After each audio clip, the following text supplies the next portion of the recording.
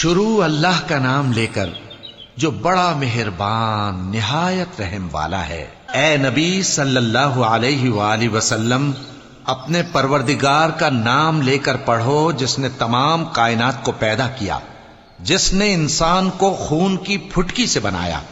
پڑھو اور تمہارا پروردگار بڑا کریم ہے، جس نے قلم کے ذریعے سے علم سکھایا اور انسان کو وہ باتیں سکھائیں جن کا اس کو علم نہ تھا، مگر انسان سرکش ہو جاتا ہے اس بنا پر کہ وہ اپنے آپ کو بے نیاز سمجھتا ہے۔ کچھ شک نہیں کہ سب کو تمہارے پروردگار ہی کی طرف لوٹ کر جانا ہے۔ کیا تم نے اس شخص کو دیکھا جو منع کرتا ہے، یعنی ایک بندے کو جب وہ نماز پڑھنے لگتا ہے؟